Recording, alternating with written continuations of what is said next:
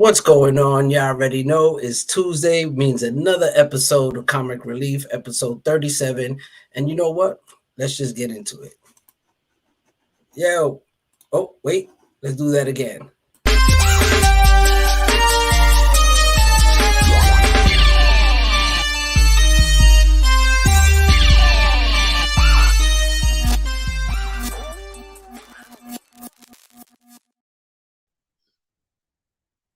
And who's that guy? I know that guy. What's Who, going me? on, man? Yeah, you. What's up, Crash? Hey, How you what's up, doing, my y'all? brother? Appreciate you coming in, All hanging right, out all with us. right. Great day. Shout out to everybody who's here. It's another Tuesday, another Comic Relief. You already know. It's just a great day overall, man. How you feeling, brother? Feeling good, feeling good. Me and the wife just got back from Vegas, so Dope, dope. got that chill vibe. Got a lot of the stuff, a lot of the stress off your back. So I'm on a real kind of mellow mood today. All right, that's what's up, man. I feel you. I'm the same way. I'm tired, busting ass all day at work at the plantation, what I'm saying? So putting in that extra OT, you know, keep up with this comic collection, man. But yeah, man, just hanging in there. I'm excited today. You know what I mean? I know we got a few people hanging out with us in the chat now. But before we get into that, I definitely want to get into the reason why we're here today. And it's definitely excited to have this gentleman here today. He's a very inspirational person that is just a great human being all around. And you know what? I just want to bring him in, and then we're just gonna get it into it, bro. What's good, man? D-Stroy, what is going on, my Yeah. brother? Come on, everybody, let's do that conga. Let's go, baby. How you doing? How you feeling today on this beautiful Tuesday? Man, I'm life is good. I gotta tell you, I've been everywhere mentally, everywhere physically, and to actually be set up right here, right now is pretty dope because as you know, I've been a hiatus with Showoff Your Gems, but when you told me you wanted to do this, I had to set everything up, and it's not so much like oh, I'm back in the seat. I've mentally been in this seat because I've been pushing forward behind the scenes, trying to elevate the show. But as you guys know, it takes a lot of work. So I'm grateful to be here, happy to be here with wonderful humans like yourselves. Thank you, my brother. Appreciate that, man. Ditto, ditto. Hell yeah, man. It's great. I appreciate you making the time for me and for us, for everybody here who's hanging out with us. Yeah, man, let's just real quick, just want to say what's up to everybody who's in the chat here hanging out. Shout out to Comics King. What's up, my brother Brandon, Hey, hanging you. out with us. Got No Good Comics in the building. What is going on? Bro, Here we just go. We got Soul Collector, Happy Turkey. You already know, my brother. We got Paul Morris. Salute, my brother. all Always right, good to Paul. see you. We got the homie Jason in the building. Watch out for this guy. Once again, people, do not go hunting with him. He will rob you for your books afterward. That is delinquent Jason. Stay The away from shifty this comic guy. collector. You know what I mean? You do not want to go hunting with him. That's the last time I ever do. And we got the homie, of course, Scheme Riches in the building. What is going on? That is family. And who else we got here? Uncanny Swag. What's going on? Always here hanging out with us. Hey, we go. We got Matt Stage in the building. What's good, man? Thank you for coming through. Of course, Bricks. What's good, man? Always in here hanging out with us. All And right. we got the homie Boogie B in the building. What's good, What's Gemhead? goody? Fellow Gemhead. And of course, we got another legend in the building. Wiz. Hey, Wiz. What's good, my brother? Salute to you, man. Always a pleasure to see you here hanging out with us, man. And yeah, man. So let's get right into it. I know D, you don't drink alcohol. So I didn't really even bother trying to explain to you, but I do a quick little cheers. Salute to everybody in the chat. Salute to everybody who's watching. Salute to you. Salute. Cheers. Cheers, my brother. Cheers. Salute to everybody. And let's get into it, man.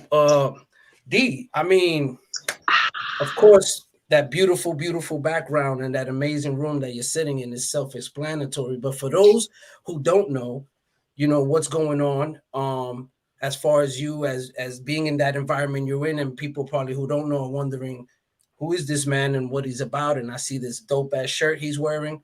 So yeah, so why don't you just give them a quick breakdown of where you at, what's going on, and let's talk about some showing off your gems, man. What's up, everyone? My name is D-Stroy. I've been at this for a while, like everyone out there who's been trying to keep a smile on their face throughout the pandemic. What I did was go on Instagram Live, courtesy of none other than Crazy Legs of the Rocksteady crew. And while I was on a live with him, I remember he has a photo of him and Madonna grinding at a club. And I was like, yo, you got that photo? And he was like, yeah, it's right here. And I was like, I remember you with Queen Elizabeth dancing in the castle. You know, he's like, yeah, that's right here.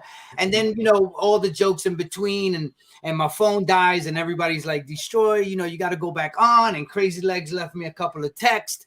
And I, at that moment, was going through all my collection as well. And I remembered when I had a show on Univision, which was catered to the English-speaking Latino, I interviewed Ice-T at his house.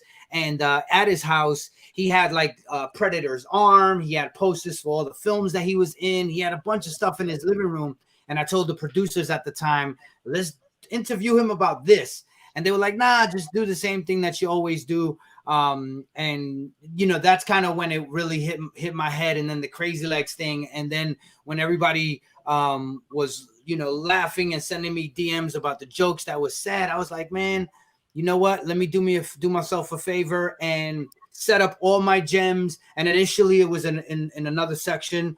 However, on the first day, my first guest was going to be Crazy Legs, and there was rain, and it was storming, and it was leaking through the roof, and all the shelves I put off broke down. And my boy who helped me.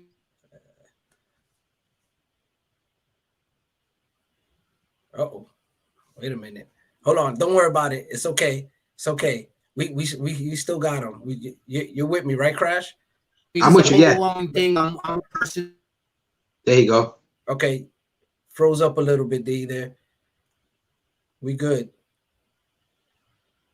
Okay. Seems like D got the bootleg Wi-Fi. You got that Wi-Fi? Oh no. Still, the you're freezing up a little bit. A little bit. Not a little bit, but like you froze, fam. Like you're really frozen. Yeah, but it's okay. You know what? Because it's okay because I got a little snippet of what he was just talking about for those who missed it. You know what I mean? It started as one time I was inside Ice-T's house. I was going to interview him, and we did the interview, but I seen his collection, and I told the producers, like, bro, I think the show should be about people's collections, and the producers weren't ready for it, and I was like, you know what? Why don't we bring it right here? There you go. There you go. Nice. See? Brought him back. See? Nice. Nice. You got that clip ready, man. You was just talking about that. That's crazy. Gotta stay on point with this brother, man. You gotta stay on point. Man. That bootleg Wi-Fi. Playing games with D, bro. You know? Yeah. It's all good. It's all good. He'll be back. He'll be back. Come back. Yeah. So damn, I was just about to say something. I forgot that quickly. I know we were talking about the Show Off Your Gem show, and the Show Off Your Gem show, guys, is an amazing show. I know he was just trying to explain it to you guys. I'm definitely was an advocate of the show. I was always in the show. Every time I have an opportunity, I was there. Like he said, right now he's just taking a break, and he's gonna get back to it. He's, you know, got to work on that mental health. Make sure you're in the right place before you do anything, which I truly believe in. And so I feel that show was very pinnacle because that brought us to a lot of new friends, new family. You know, I met Scheme Riches through there, you know, and I met a whole host of people, Boogie, you know, a lot of people who are here hanging out with us, you know, a lot of people, you know, Earth, and, you know, just amazing retro nostalgic nerd, you know, just so many amazing people. And it's actually a good show. I got a chance to be on it. I was privileged to. I had the privilege of being on the show. On the show, and you had your own episode on there. You know, you were showing off your gems, which is. But he helped me crack that. He helped me kind of get comfortable with going online and showing people my collection. It's not something I really did. You know, I didn't even, you know, on the private side, the people that I knew, I didn't really show off my collection. So he was basically gassing me up. It's like, bro, you got this huge collection of comic books. You need to jump on the show and show cats the stuff, and I was like, yeah, no doubt. For real, man. That's definitely a must, man. You know, Yep. and I'm glad he did. What up, Sheena? Glad he did, man. You know, because you know that putting you on and putting everyone else on really brought even to myself. It helps you to come out your shell and you know, and you don't realize how many people are out there just like you know, who collect just like you. Whether it was comic books, you know, figures, vintage toys, records, you know, trinkets, whatever it may be, wrestling figures, whatever. You know, there's somebody out there for everybody. So I thought that was pretty dope, the show, and I still think it's amazing. I can't wait till he comes back, you know, with the next season of Showoff Your Gems. You know, and for those who don't know, Showoff Your Gems is on his IG. It's a live show that he does it at 7 o'clock. 7 to 8. 7 to 8. Pretty much right now, as Avi said, is you know, they're taking a little break because man was putting in a lot of work, man, a lot of episodes, you know, 2 heavy seasons. It's just a lot going on there. So practically every day. So almost every he's day. a hard Monday worker, to Friday, man. That's work. That's work. One thing I have to say about D, he's a very inspirational dude. You know, being knowing D as long as I've known him, he's always been a very inspirational dude, very positive guy, and he kind of brings the energy out of folk. You know what I'm saying? So, like I mean, even this whole thing that we're doing here, by being on his show and him pushing for me to be on and showing these things, it's got me a lot more comfortable in doing stuff like this. So he's one of those people that he helps put the battery in your back and, you know, brings the best out in you. Yeah, it's dope, man. For those who are coming in right now, jumping in, appreciate you. Real quick, he was having a little Wi-Fi trouble, so he had to hop out. Pretty sure he's just trying to work that out to come back in. So we're just waiting on him for those who just hopped in. Oh, look at this. We got the, hold on a second. I almost jumped. What's going on? Hold on, I jumped here. Here we go. We got the big line in the house. He just came in. This is what he said. He was like, the cat is here. What up, big line? How you doing? I appreciate you. You know what I'm saying? You got the homie JT station. So yeah, man, you know, it's great, you know, to just have that opportunity, you know, and like I said, and also being part of the Arsonist group is amazing. You know, you guys were pinnacle. For those who don't know, Crash was also one of the original members, and he did the logo, which is the mic on fire, you know, with that whole classic logo. You know, that was all Crash's idea, and it was dope, man. You guys were really created a staple, man, in the hip hop community. You know, we tried. The one thing we really focused on was performances. You know, this was still in the 90s, so you know, it was a lot of stuff we have now we didn't have back then. But our focus as a group, well, it was a given that we were trying to do good music, but the main focus with us was always performance. So we used to practice routines. You know, we all had that old school appreciation of shows that, you know, before the music videos came around. You know, you really had to have a tight show back in the day on hip hop, and if not, you know, cats wouldn't really mess with you. So that's what was our focus. Our main focus was just the visuals and say, yo, we can't just go up there and just, you know, get on the microphone and just talk shit. We want to have routines, you know, all that good stuff. And then me being in the Army, I used to help out with those routines because of the DNC competitions we used to get into in the military, with the whole, you know, left, right, all that other good stuff. I kind of tried my best to incorporate that anytime they asked me for any ideas in some of the performances that we did. So eventually, when we started getting reviewed, that was what rose to the top. The reviewers used to say, yo, we need to go to any show, go to this one. They have great performances, great routines, and we made a name for ourselves doing that. That's what's up, man. I mean, I remember running into you guys. I think it was like early 90s, man. Had to have been like 94, maybe around there, you know, 93, 95. It was probably 95, 96. Yeah, it was, you know, ran into you guys at one of like the Rocksteady shows, you know. Got the brother in here. He's back in the building. He's getting his stuff ready. There you go. I'll let him get his stuff together before we put him on real quick.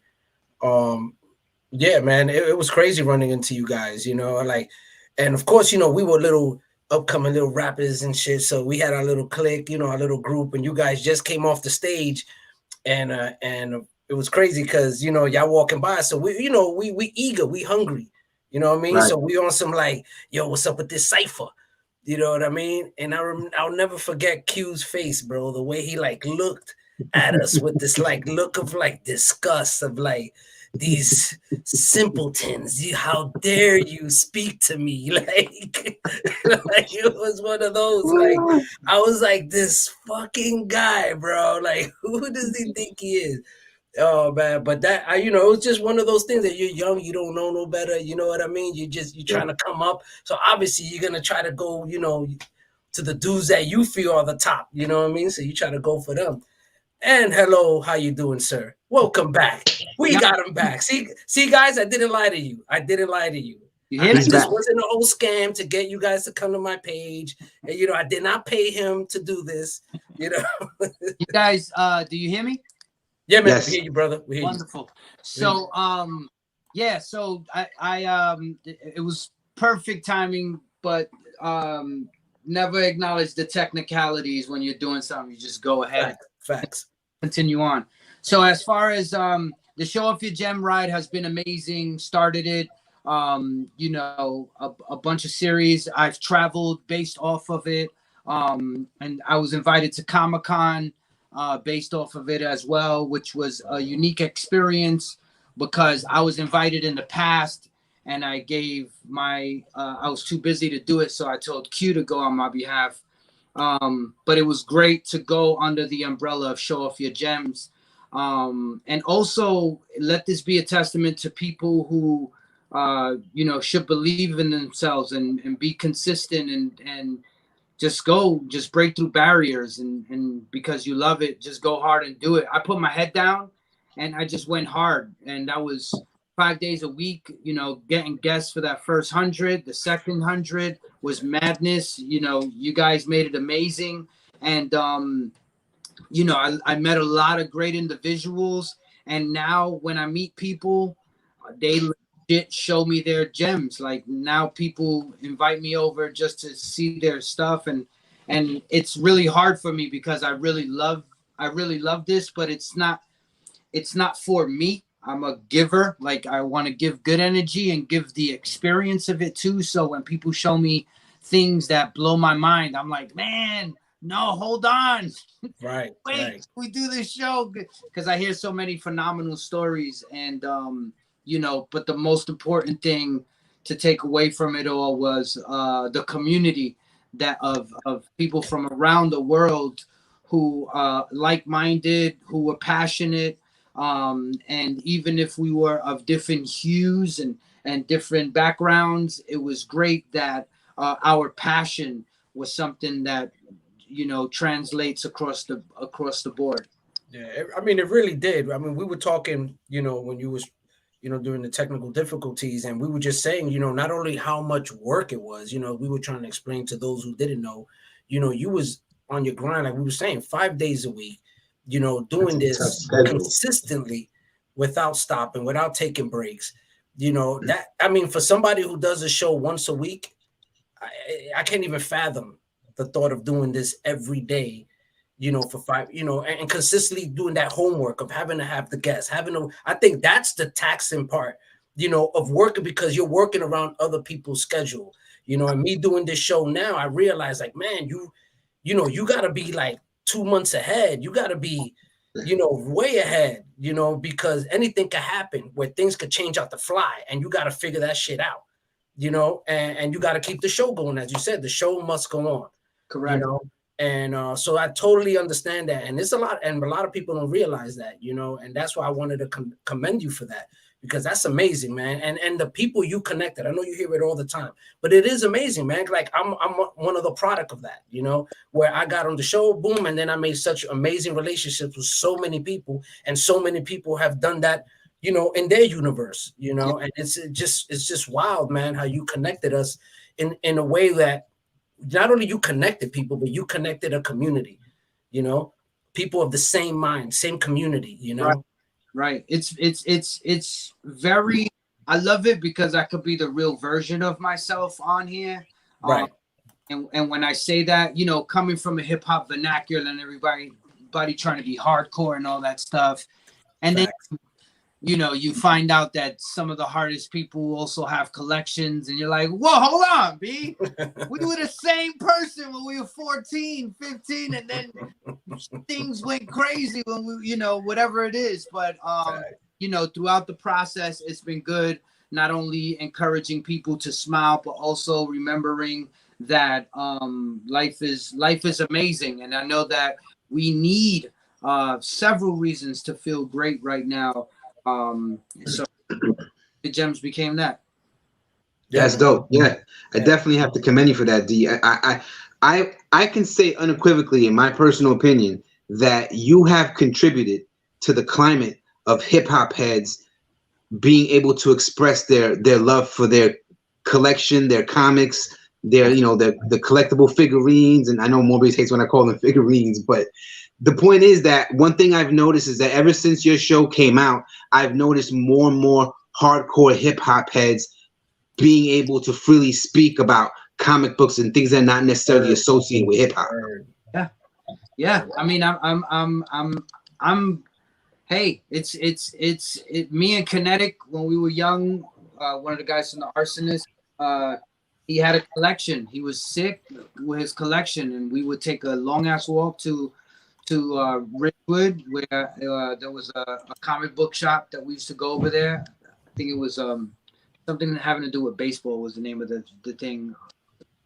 On our way home, second to home or some shit like that, home run. Anyway, the point is that we would just veg out, and I knew that, you know, life happens and we all kind of go our own way, but I knew the alpha to all of that was just our love for leaving our reality for that moment and imagining we were these individuals. We were Cable, we were Nightcrawler, you know, I was Moon Knight, like, you know, things like that, you know, it was powerful.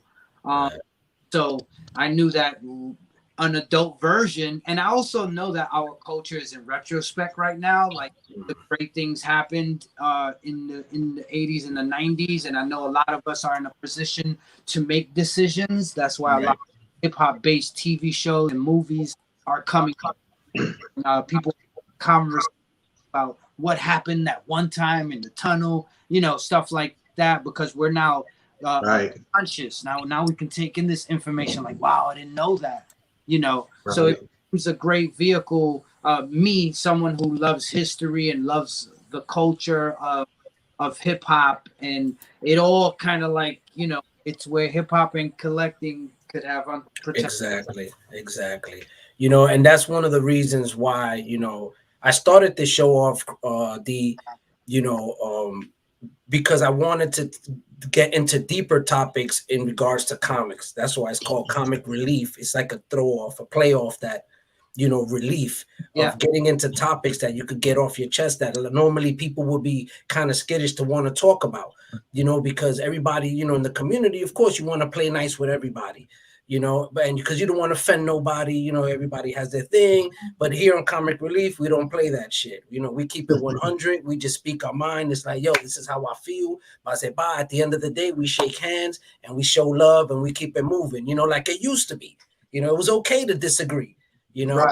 So I kind of wanted to bring that back in the comic community, but then it started to lean now towards more into the hip hop and the comics, you know. And then that's why now it's been transitioning that way. And I kind of let it flow, you know, let's just let it flow, let it go. Wherever it goes, it goes. And I'm excited about it because, like you said, one of the reasons why you're here is because, you know, it was because not only of the show, but I also want to touch on the fact that you're an amazing MC, amazing artist, you know, and part of a legendary hip hop group that I used to look up to and still do, you know, because I see you guys as mentors. And that's one of the things that inspired me when I saw you transition from that to this. It was like, it was given the okay. Like, I could do that too. You know, I don't got to play the hard rock, you know, because I don't got to be the hard, you know what I mean? It's okay to let go and laugh at yourself, basically. And this helped me do, your show helped me do my show, basically, is what I'm trying to say. It was like that springboard that was like, you know what? I think I could do something too, and do it in something that I could bring to the people, not something to bring light to me, but bring light to the people, You know what I mean? So that's why you have the people on and showcase them, give them that light, you know. For sure. Yeah, it's you know, you're a vessel, you know what I mean? And you're blessed with the opportunity of life and to be able to touch someone else who's not even in your physical presence. And I know the power of that from not only through music, but also from evolving into a sports guy and everything I've done. I realized that you know, I was captivated by people in different mediums. And well, touch on that a little bit. Let the people know when you said sports, what you mean by that, as far as your relationship with sports. So, you know, I'd be honest, guys, man. I started with Tony Touch. The reason why that me know him and Tony worked at a record store in my teenage years, and me and Tony Touch met each other. We became Touch and D-Stroy, and then he was like, "We need a crew, man." And I was like, "Man, I know a bunch. I already got a crew." And it was Bushwick Bomb Squad. Then cut out all the kids who weren't doing any other 4 elements of hip hop, and that became the Arsonist. You know, got a nice situation where we were able to. I was a hungry guy who stood on the train. I battled. I stood in the Ville. I battled. All the down for it, and you know, not only because he's here, but Crash had his life together. For my observation from a knucklehead kid, right? He had a job, you know what I mean? That it was enough for me to be like, man, he's got a fucking life together. I got a job. He had equipment, you know what I mean? Right. And he was doing the real work in like grown up adult stuff. So I was like, man, you know, that's really dope what he's doing. And let it be known, Tony Touch was doing mixtapes with other people's turntables. He was traveling with Crash's car, who would drive us, you know what I mean? But yeah, this is the beginning of it all. And then me and Tony went on the road, then art happened, and then you know, the group I created in my bedroom sits me down one day and they're like, D, you know, we're gonna have to kick you out the group. And I'm like, no, fuck.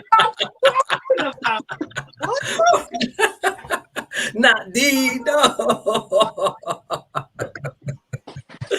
Oh man, this is good. Hey, they had the conversation with me first. Oh, word.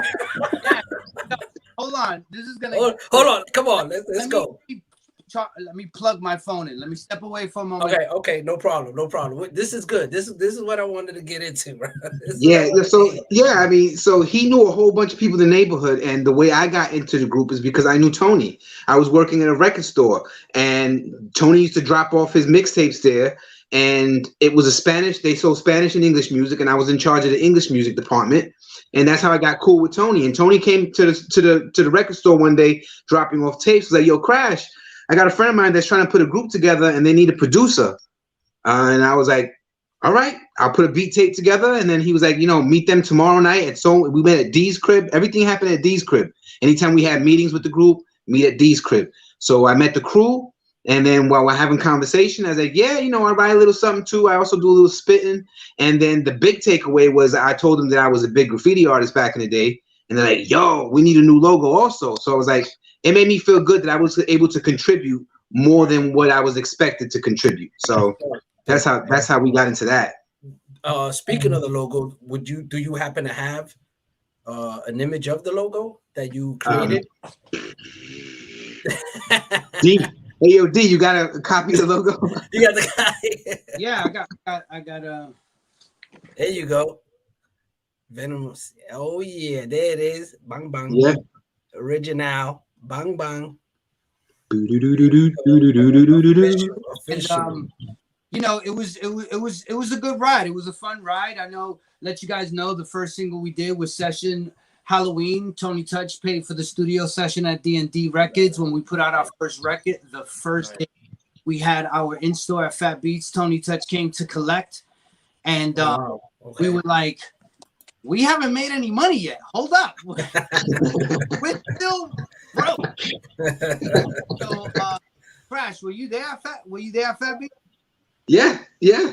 So Tony Touch comes to the in-store because he knows we're there, and he came to collect, you know. And I was I don't know, how would you put it? I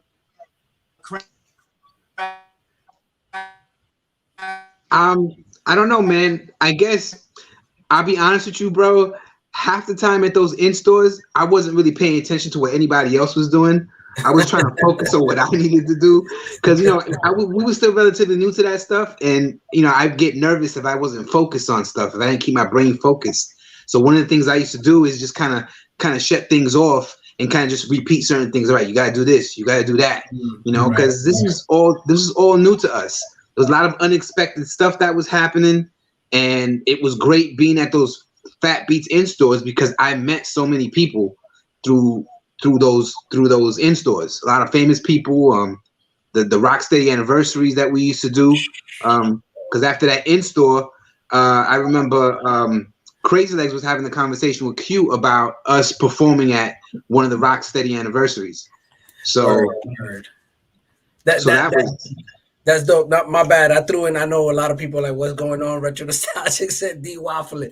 If y'all gotta be on the show to watch to understand, we're waffling. And I gotta say, I love you, D, but you waffling right now, son. You waffling, son. Y'all gotta watch the show, bro. Y'all gotta watch the show. You know, inside jokes, man. Gemhead, Gem Nation. He looking like a model right now, son. That's like the perfect freeze frame for him.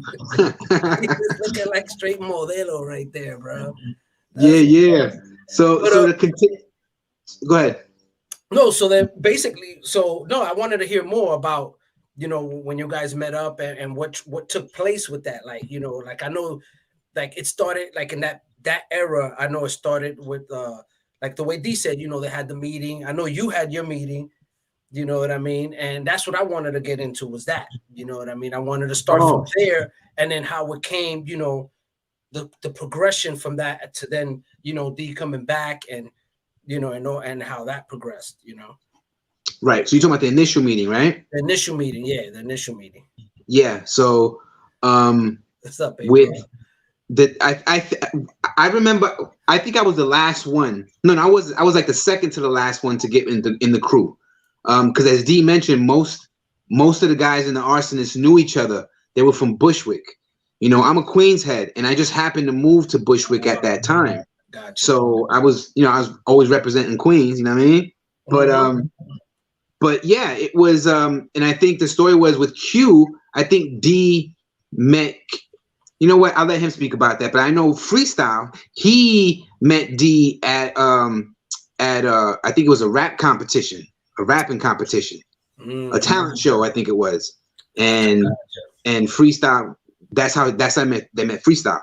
But as D was saying, you know, through this whole journey, it was great because we would get after that initial meeting, after the initial studio time with Tony Touch that he paid for D&D. Once we started making a little extra cash on the side, you know, like D said, I had a job. I was helping to contribute to some of the studio time. We got cool with the people at D&D, and we just kept doing our recordings at D&D. Joe Quindy, I think, was our engineer. And we, a lot of times that we were in the studio, we would bump into Boot Camp Click.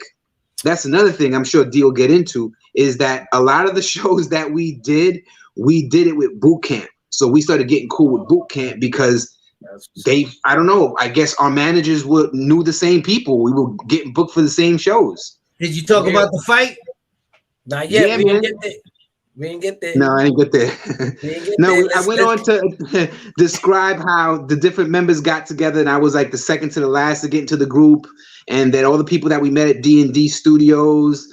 I was able to meet a few folks from Wu-Tang and just the recorded sessions. I know we was before D-Lab. I know we was talking about, you know, Tony going to get some money. You know what I'm saying? So let's continue off that right there. So, you know, what I meant in my question and how did you see my relationship with Tony? It was, I'll just give you an observation real quick. I was a kid. I was young, you know what I mean? And Tony was a couple, like 7 years older than me, Crash, something like that, right? Yeah, about 5 or 6 years. Yeah. He had a wife, he had his family, he had a whole situation, and I was still being a knucklehead, you know what I mean?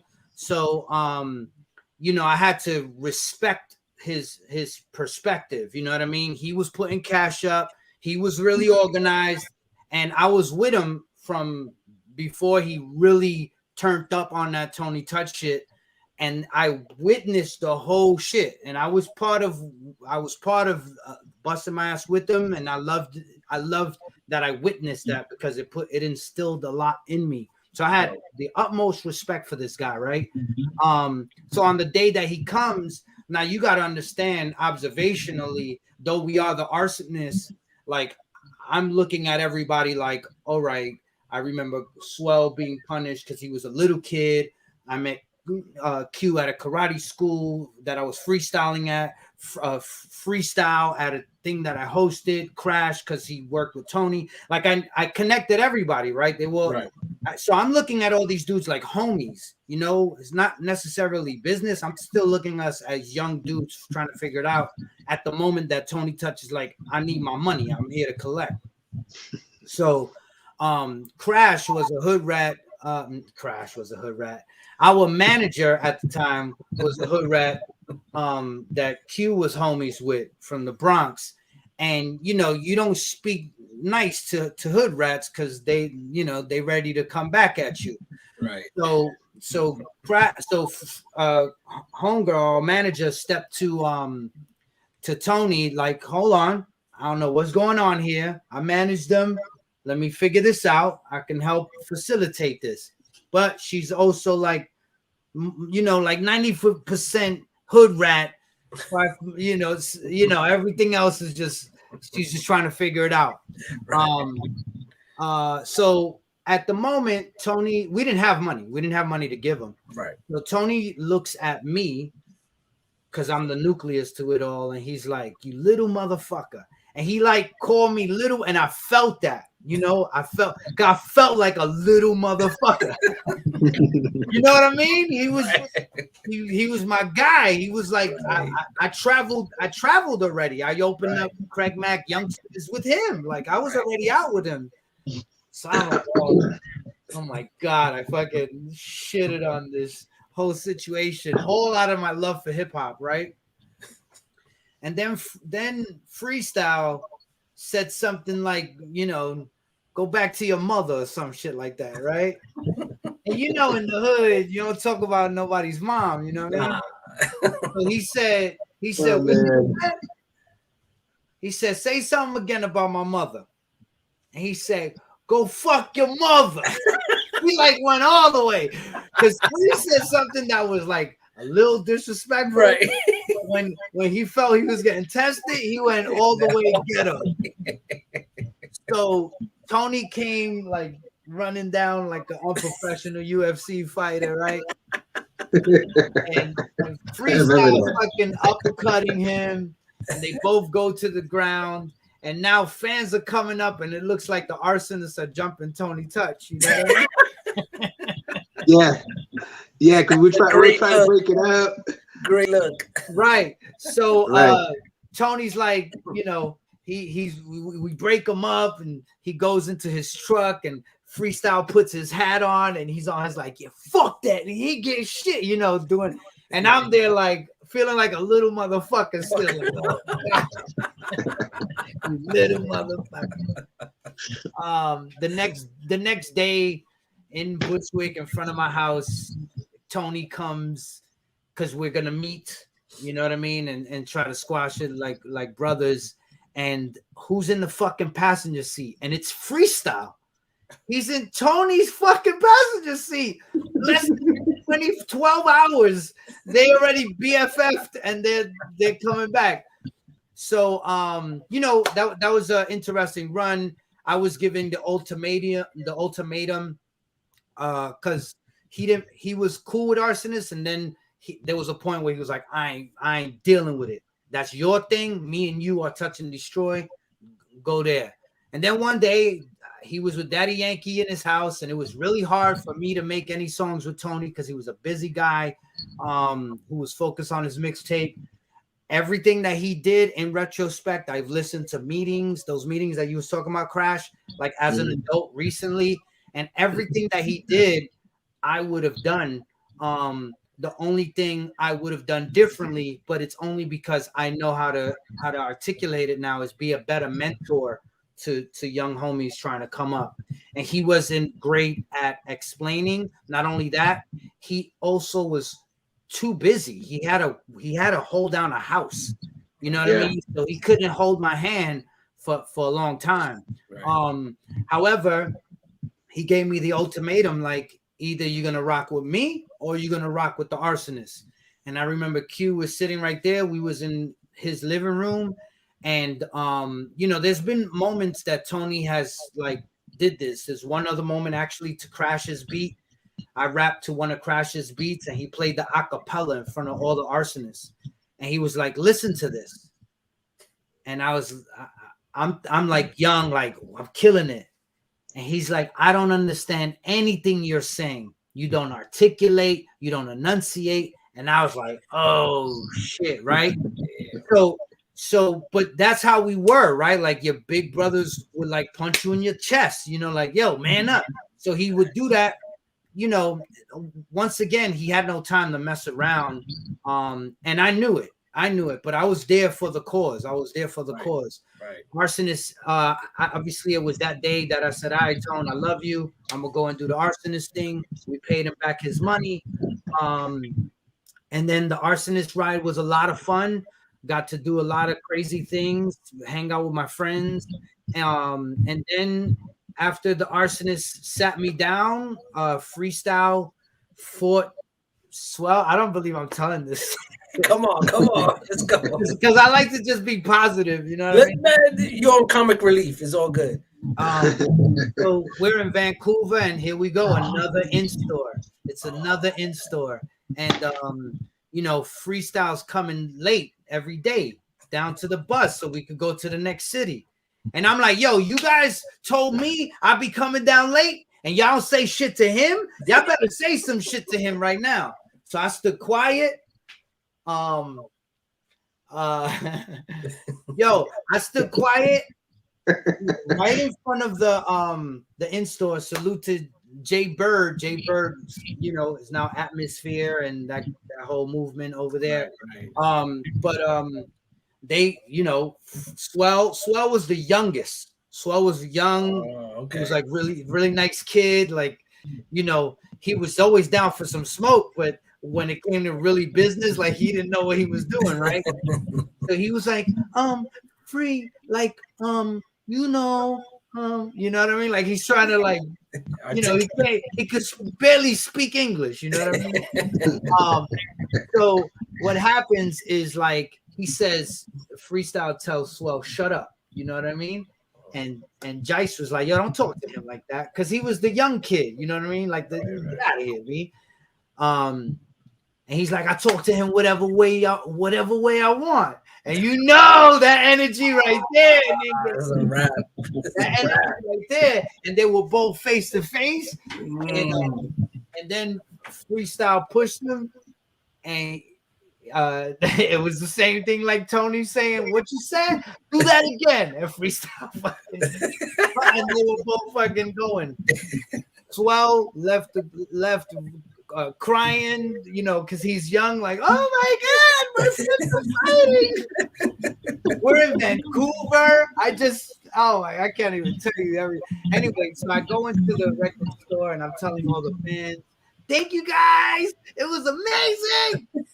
I signed for the owner of the store one record, and I told Jay Bird, "We gotta go," because, you know, it was really, really bad. So I put Freestyle on a flight in San Francisco. He was out the group, you know, in retrospect, thinking I should have let it breathe a little bit. But I always looked at it in brothers do fight, but in business, you shouldn't cross that line. You know what I mean? Yeah, for sure. So, but he was also my favorite. Like as an MC, what he did was like I loved what he always did. So I said in Texas, yo, fellas, I got my song that I already did with Tony. I'm gonna start working on my solo shit because we already did As the World Burns. Right. Do the Method Man thing and do my own thing. And Q wasn't hype on that idea. He was like, nah, son. And it gets a little crazy there. And then I'm like, nah, believe me, it's gonna be good. We're gonna drop a lot of seeds. We're gonna do exactly what Wu did. And then I was like, studio session for D-Stroy. I wanted all the Arsonists there because that's the energy, right? Right. And they were all there sitting down on a table I'd never seen. I was like, where this table came? And they were like, yo, D, we think you should leave the group. And I was like, what? Oh, damn. Yo. So I swear to God, I look back at it. I wasn't sad. Like you would think, but I was. Right. I was more.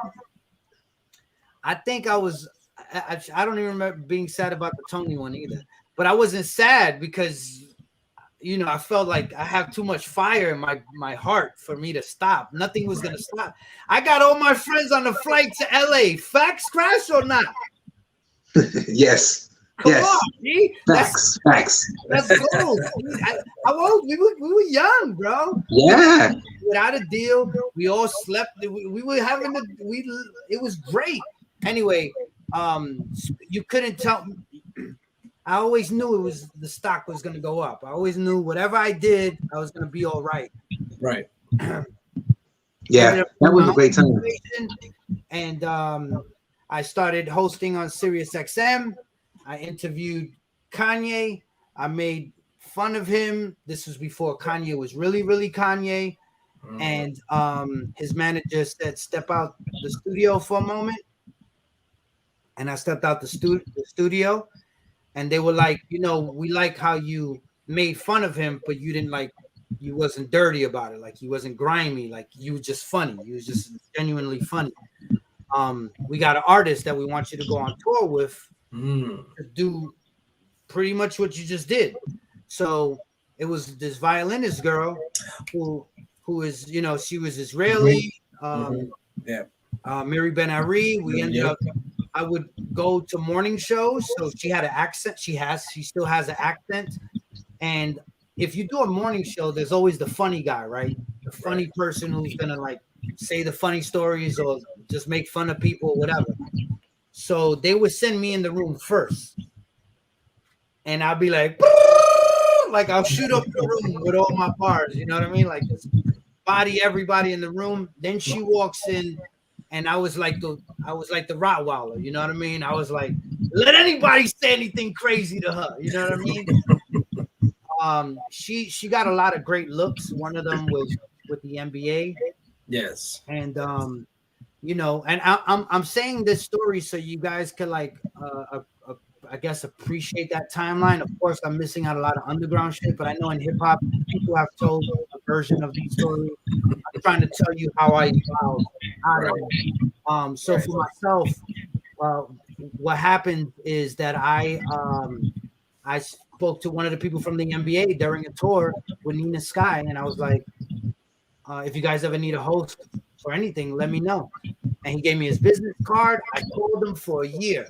Never took my call, never responded to my call, never responded to my text. That's wild. A year later, a whole other human being is like, yo, this dude said you're a good dude. We want to bring you on to host USA versus Japan. Oh, wow. So I do that. Really lucky because I'm bilingual. I could speak Spanish. Saying the Japanese names, it kind of flowed. I said it correct. Nice. And they asked me if I wanted to do the NBA All-Star game right there. So that was like 14 years ago. Wow. So I've done All-Star since. And from to let you guys understand, when you have entity as big as NBA and Nike and all these big corporate companies who hire you to represent their brand in front of thousands of people, it's a real job. It's a real, like, I know, like, my whole thing, I change. I'm me with my swag or my New York. I can't lose the way I talk, you know. But I know that I'm playing a different ball game. Now I'm representing the next level, you know. And I also know that I look like me. So I know I'm trying to like take my brand as much as possible so that the younger versions of us could be like, he did that? I could probably do that, you know what I mean? Facts. So throughout that process, and I'll wrap it up. Throughout that process, I started getting hit up for Red Bull, and I did 2. I'm the first Major League Soccer arena host. I did 2 teams.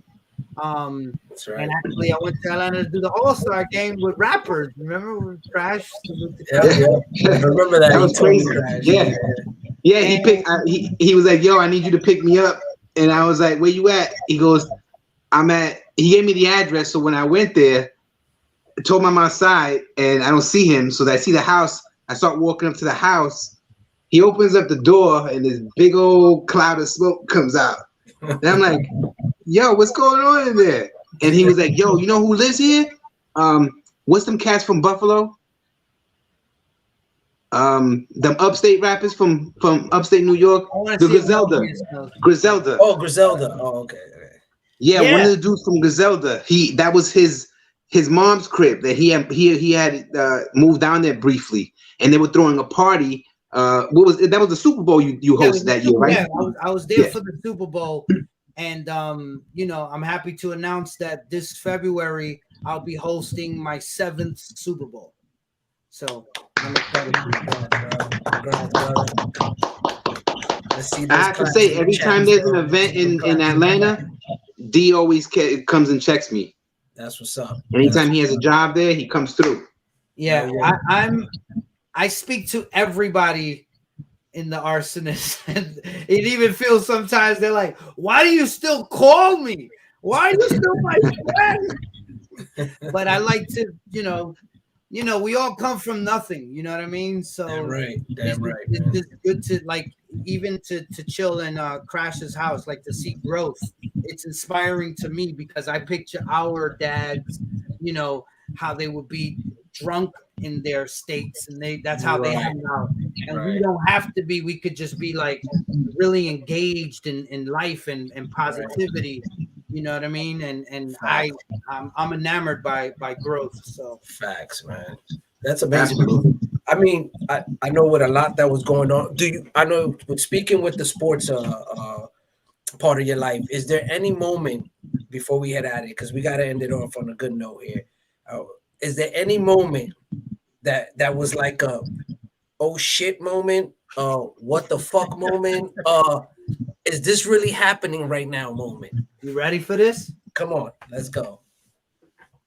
So this right here is an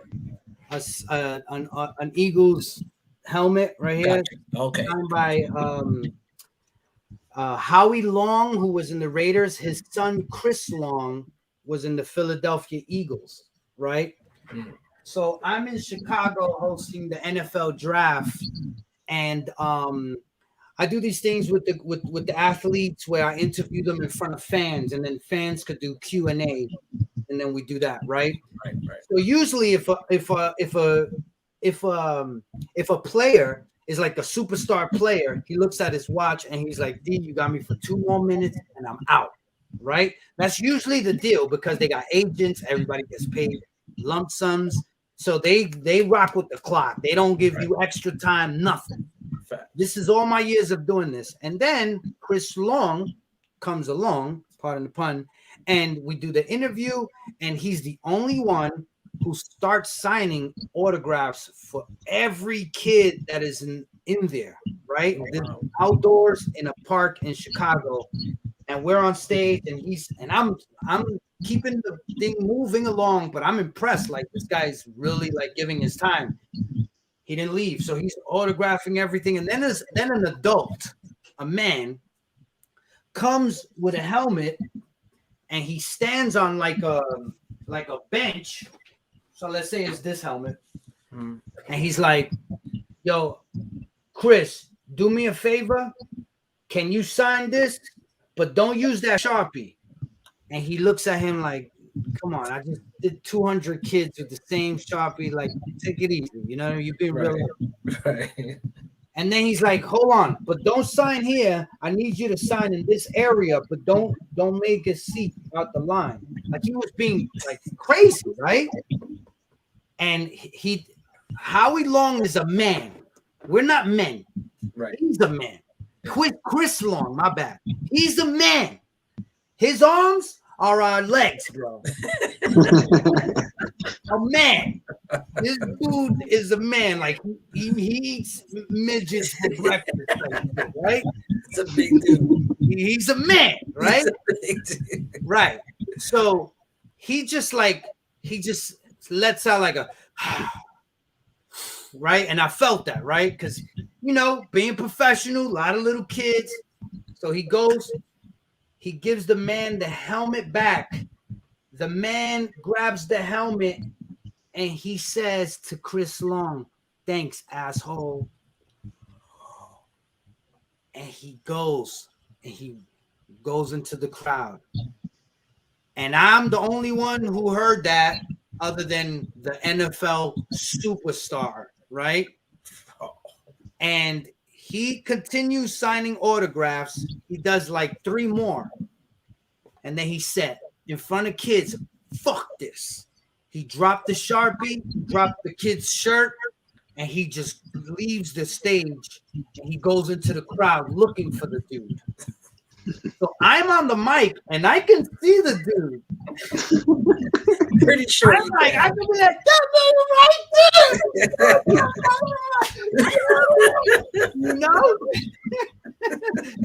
And I'm like, I don't want this to be on TMZ Sports. You know what I mean?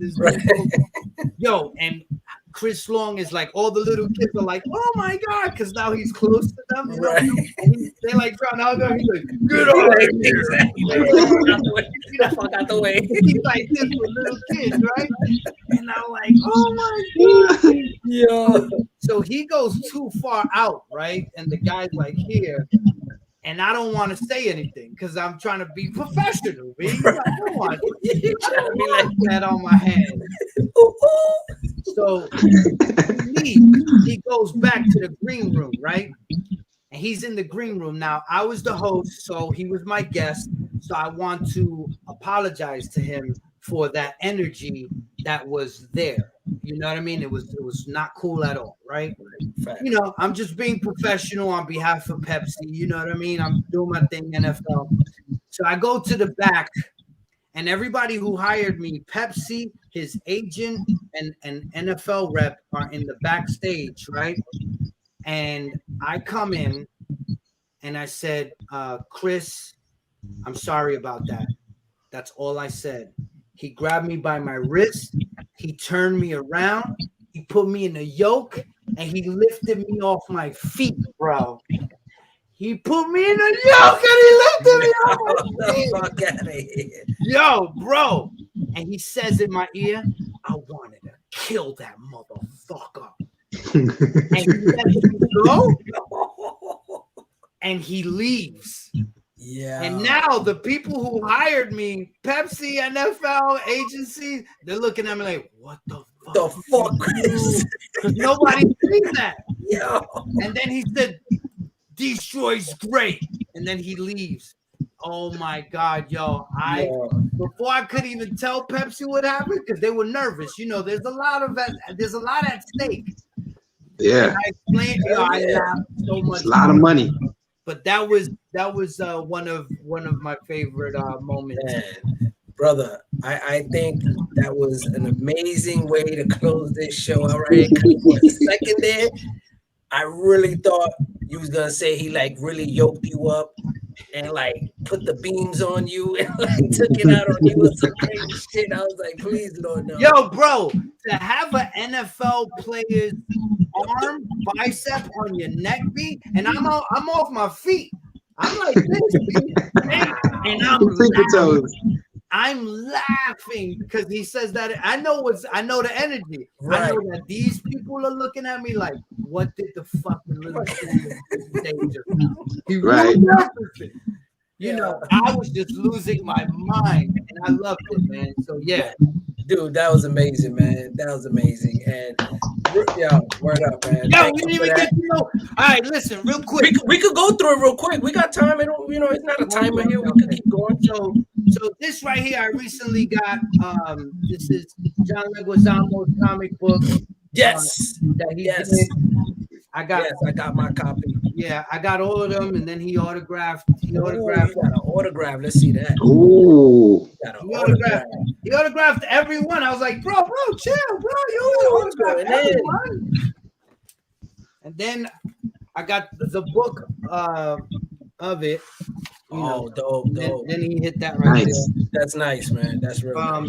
And then I've been been pretty proactive getting salute to the homie. Yes. Food stamps, Rio.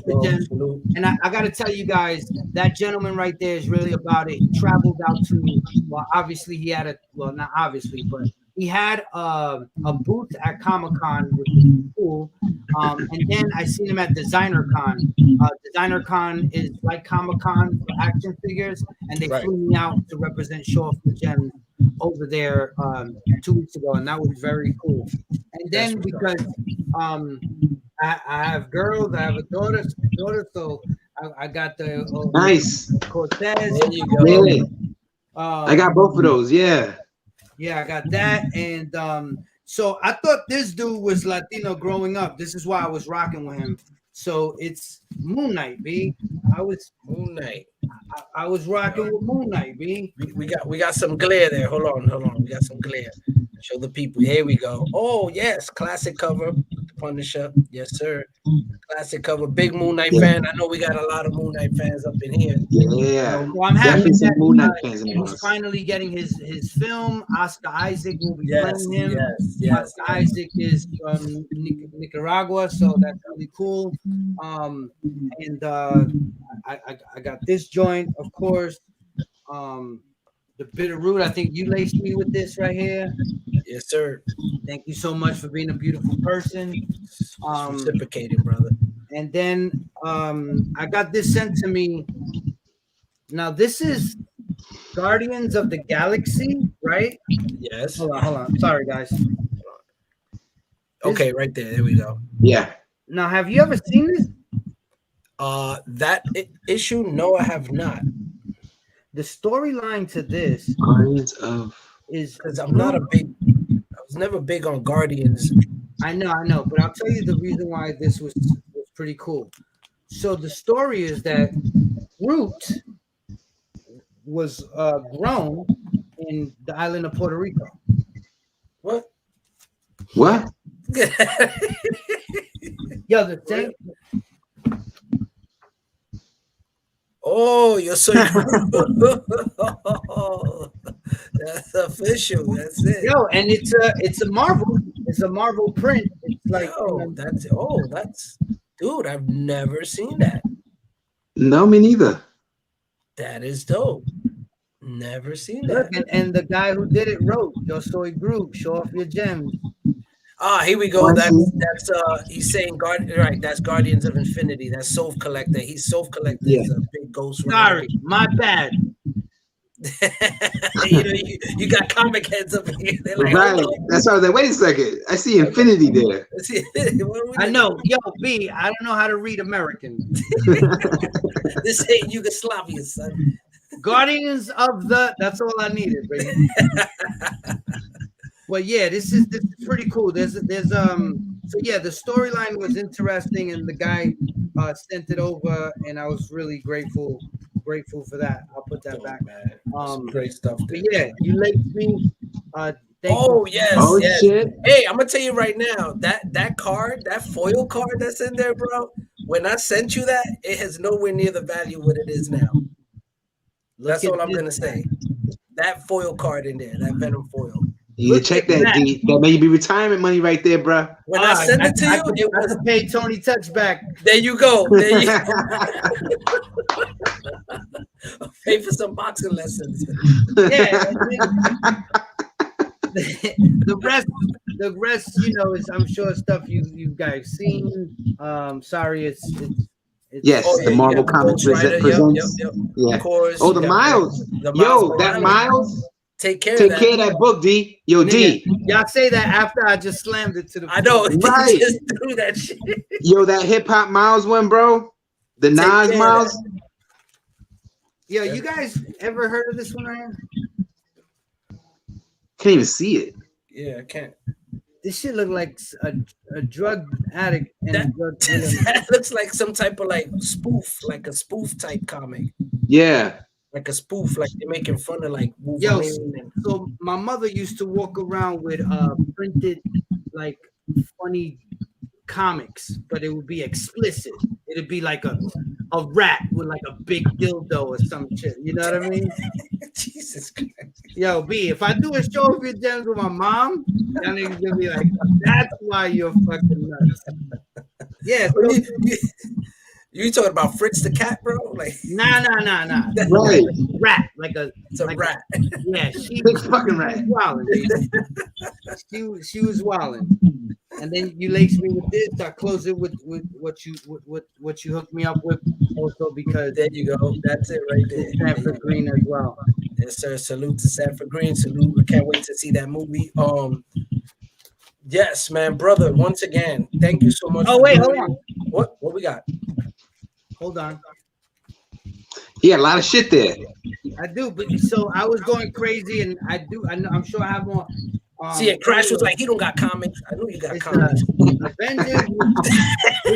Yo, this right here. So I got a few of these, like a War of the Worlds. I got other ones, but this is pretty funny because my brother used to, if he used to like be a bad person and he'll ran up somewhere and they had comics, he would just give me the comics. Oh, son. Oh, Tess. Nice. There you go. Tell Nice from one. the crib. Woo! There you go. Nice one. And then, you know, obviously I got a bunch of these, but this is the one I got here. Oh, yes. I'm a big yo. Simpsons guy.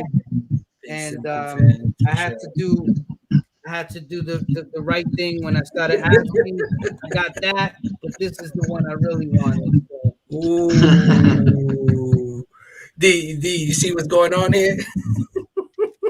Manhandling these books. They're like, I knew it. He's doing a retro on us, bro. Right. He just rolled over one of the books with his seat. He just Yo, B, I just dipped in Miles Morales in mayonnaise just now. Everybody's going crazy right Let me now. ask you a question. Can you guys help me? What's up? Okay. I need everybody who is of comic book descent to break this storyline down to me. So Miles Morales was introduced to us, right? It was, everybody was like, wow, you know, the dude's half Latino, and that's cool. I felt the concept was inclusion, representation, which was cool. Crash knows I'm very big on like Latinos in Hollywood and how we're perceived and shown. One issue I had is if his last name is Morales and his mother's half is the Latina component, are you telling me that his black father allowed his son to have his mom's last name? You know, I never thought about that. I did think about that, you know, because you do have, you know, there was a talk about where his dad down the line had some Spanish where he picked up that last name, you know, and it wasn't a direct lineage, but it was something where it was passed down to him, you know, on that level. And then you have the other coin where they just basically dropped the ball and didn't think it fully through and gave him his mom's last name, you know, not realizing that's not how it works when you marry. So I you know, it is thrown out there, but there's no actual like, this is it. This is, you know, what happened. but there is speculation that they're trying to say that, well, he did have some Spanish in his background where he picked up the last name, Morales, and that's why he leaned towards marrying, a Latina. That's what. So it's just a whole lot of speculation behind it. It's just So we need a Jerry. Exactly. We definitely The DNA test. the So DNA. that was one of the things I'm excited about Moon Knight. Before we out, salute to Oscar Isaac for doing that. Another thing is Here we go. We got somebody saying they put up something. Jefferson Davis, Miles' father, ditched his name because his last name had some history behind it. There you go. That's somebody. That's something that they're pushing out. okay, that's good. So another thing, observationally, guys, walk with me a little bit from understanding Training Day, Pitch, and all these other films where the Latina was the one who was courted. You know what I mean? There was never the reverse. Like Issa Rae wasn't with a like Crash. Yes, Crash is my only example. Yes, a real life one. No, actually, I got a few more. But anyway, the narrative in Hollywood is usually there's the black man who falls in love with the Latina and they have their relationship. And that's the narrative in the Miles Morales case. And I was like, it would have made sense to me if they reversed it. But how I couldn't give you a Hollywood version of that other than Halle Berry and Benicio del Toro in The Things We Lost in the Fire. Right. Salute to the project that I did with Crash, the artwork, Arsonist Lost in the Fire. Anyway, however, looking back, then when you gave me his uncle, who was the graffiti dude, you know what I mean? The uncle who was the graffiti dude, I was like, man, that could have been another Latino from historically like hip hop. That would have been dope, storyline wise, it being in New York to make him. So I feel a way about it, but it's cool. Salute to everybody out there shining all versions of human beings. It's really dope.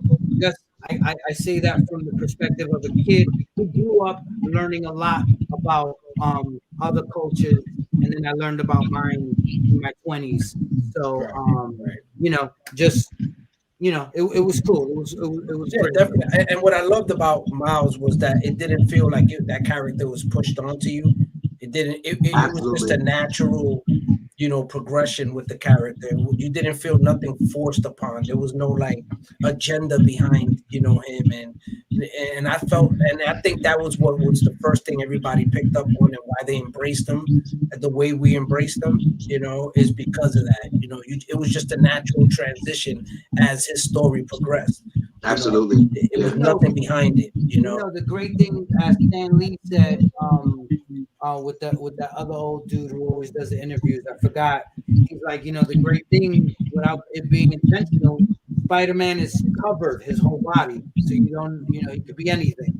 Right. So, it makes sense that it ended up being it could be anyone or anyone, but that's my comic book, man.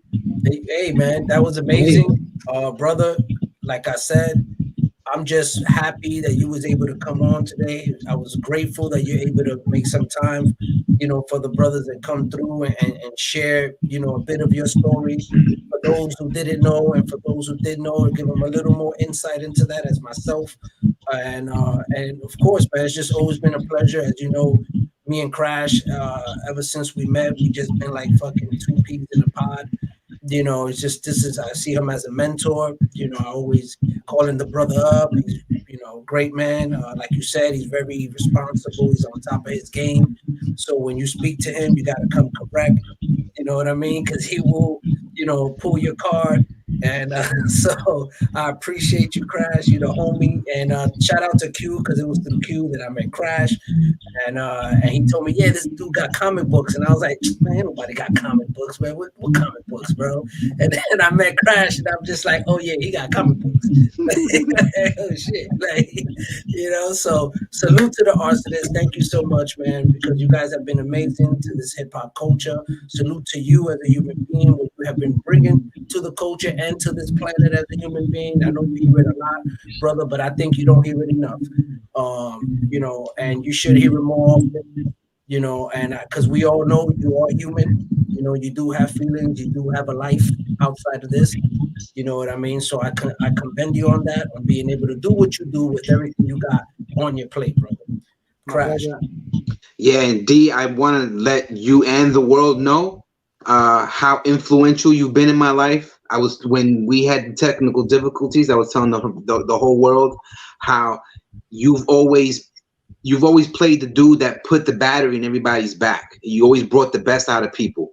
You know what I'm saying? And regardless of whatever happened, that's the way I always saw you. And that has brought a lot of value to me in my life. Just the fact that you're able to do that and bring the best out of people. And you just give me different perspectives and some of the serious conversations that we have. Because I know we joke around a lot, but the few serious conversations that we have been very pivotal and instrumental in my life, and I want to thank you for that. My brother, I love you. Thank you so much. I want everybody to do well. Show off your gems. I got I'm getting packages from Black Eyed Peas these days. I'm getting a lot of crazy things that I can't wait to start, and a lot of people who want to be guests on the show.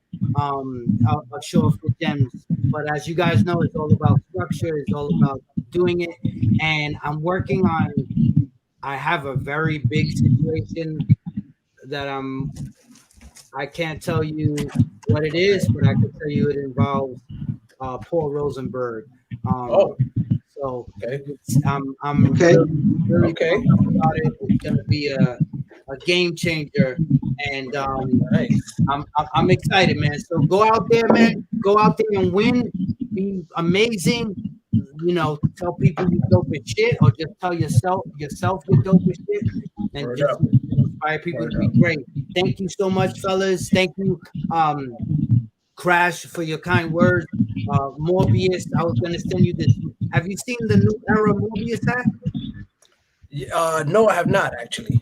So there's a more it has Morbius written, nothing else. It's just more, and it's a new era. So you know, really, it's not like cheap. You know what I mean? It's not like a Marvel Disney hat. Like I didn't even see that. So I'll send that to you. You know, do as you like with that. But yeah, thank you guys. You definitely take my life to a whole other level. So I'm grateful for you guys. Oh man, same here, brother. Appreciate you. And once again, thank you for everybody who's still hanging out with us here in the chat. I appreciate you. Shout out to everybody who's catching the replay. Thank you so much. And of course, once again, if you are not following these gentlemen, grab the nearest comic book next to you and slap yourself 30 times, because you should have been following this man years ago. And the link is in the description for both beautiful gentlemen. Make sure you check us out next week, Tuesday at 7:30. You already know, Comic Relief. Stay up, y'all. Peace.